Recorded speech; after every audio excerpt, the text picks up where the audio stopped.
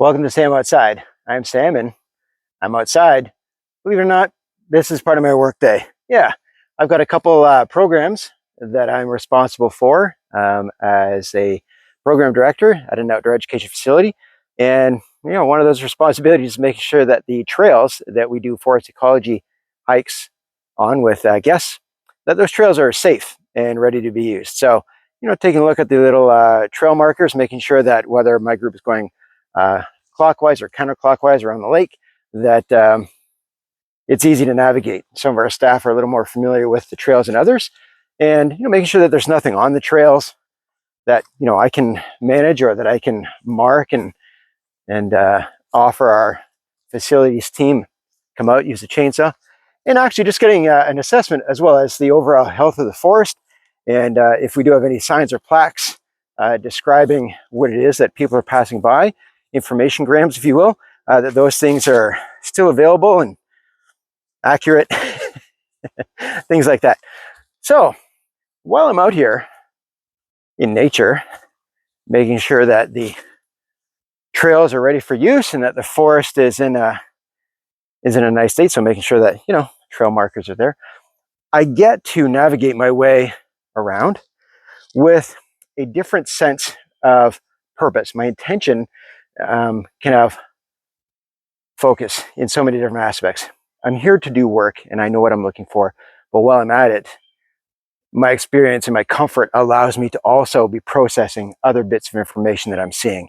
So I am very much aware of signs of wildlife, giving me a good idea of what it is I'm inviting guests to interact with. So there are sounds, whether it's birds or wildlife. Also, taking a look at what the season is offering in terms of the changes in vegetation, changes in what the wildlife is going through, otherwise mushrooms and fruits and berries and things like that. It's known as phenology, changes in the environment due to change in season. So just being mindful of that, aside from the actual safety of the trail and its ability to navigate. So I also want to make sure that I'm not only doing it for safety aspects for my staff and my guests, but I'm also looking after my own safety, which means, got some things on, making sure that someone knows where I am, that I've got a first aid kit, got some hydration, I've got the ability to navigate, communicate, and I've got some timelines of when I should be expected to go.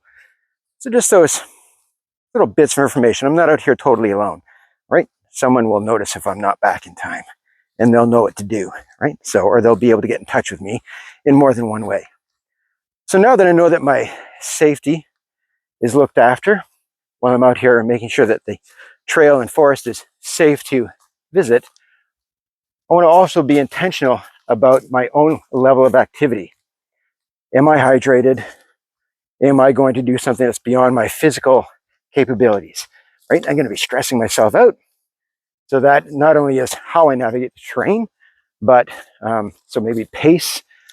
Also, is it too hot? Am I going to be stressing, right? So there is only a certain amount of activity that I'm permitted to allow staff and guests given the temperature, right? If it's too cold, got to limit their exposure. If it's too warm, I have to be able to look after their comfort and their health, offering cooling stations and hydration, things like that. So again, that relates back to safety, but it's also comfort, experience, and ability. One other thing that I'm very aware of is my ability to add a little bit of effort in terms of how I want to benefit physically, mentally, and emotionally to this part of my workday. And that comes down to my choice of footwear, right? So, so many options. I own a lot of footwear. Most of it's related to work and other seasons. But today, I happen to be wearing what's known as a barefoot shoe. I'm not walking barefooted. I'll get to that. But I'm wearing a shoe that is thin-soled. There's enough Vibram there to protect my foot from punctures and abrasions. But the entire sole is consistent. There's not really looking after my arch because the footbed or the toe bed is wider So it's not shaped the way traditional athletic footwear or hiking boot would. It's more realistically designed to match the design and the shape of my actual foot. So while I'm walking, I'm getting the ability for my foot to expand and contract using full movement. That's engaging different muscle groups in my feet, my ankles, up through my calves and my knees. So it is a different kind of style of walking.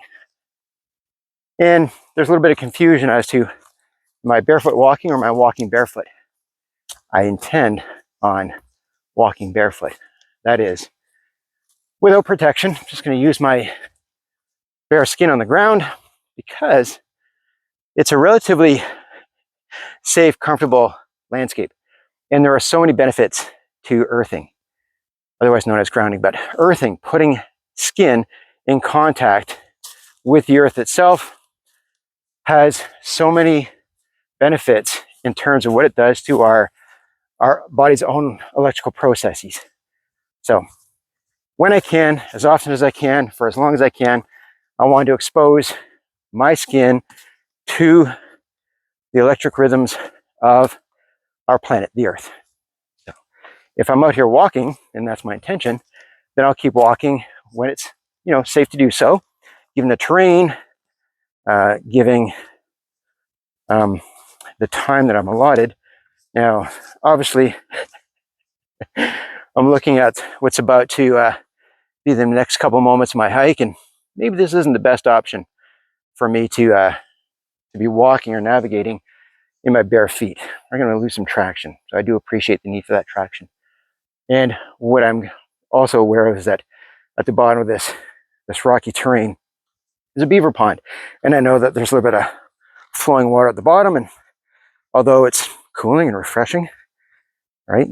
Not that I'm not opposed to having wet feet, but then getting the socks back on and the footwear, right? I'll just keep the shoes on and avoid that.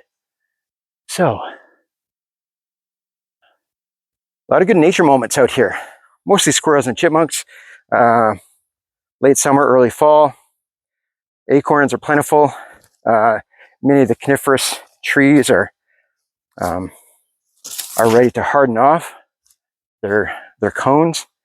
The berry season's coming to an end, but there are a lot of emerging fungi, right? We could use a little more precipitation in our forecast to help foster more fungi growth, but there's a lot out there. So there are a lot of animals that are getting ready to create winter stores and caches. So they are actively looking to make stores, and the beaver are quite active, maintaining dams and cutting down what still has leaf on it, go through their winter. So part of navigating the terrain is also looking at upcoming teachable moments or nature connections with students and guests, and staff included. So spending time at work, but also getting to participate in my own sense of learning, and looking forward to making sure that what I can do with as many as possible, as often as possible, for as long as possible outdoors, is done so in a productive, but first and foremost in a safe way. So, not a bad way to make a living, making sure that students and staff, other guests, have access to wonderful opportunities to showcase some unique habitats, things that might not be exposed to coming from city centers. I try not to take it for granted. This is where I live. This is what I do for a living.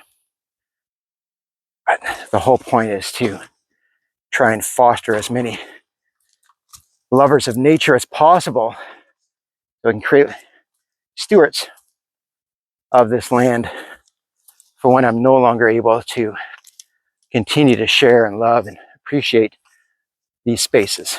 So that's part of the mandate, is to inspire and teach.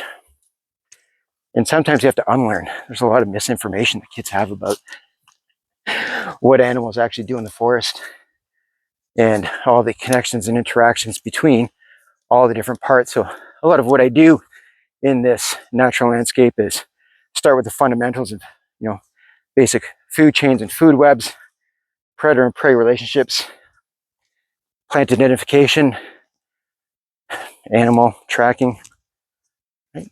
And just without any intention of sharing, just spending time outside so people can be comfortable in their own skin, in their own space, and understand and appreciate that this is who we were.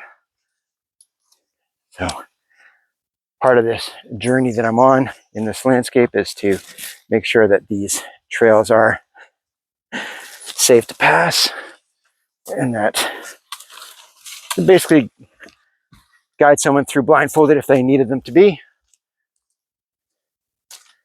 Not a road, right? Probably was a nice navigable deer path at best at one point.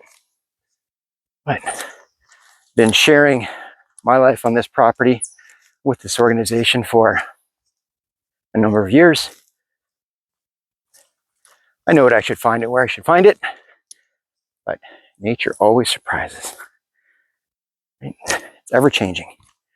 And that's half of the intention of me being here, is to, right, reconnect, also to reevaluate, to reaffirm what opportunities exist when I share what I know and where I know it to as many people as possible for as long as possible. So that's a little bit about me at work, doing it in a barefoot shoe, looking forward to doing it in bare feet,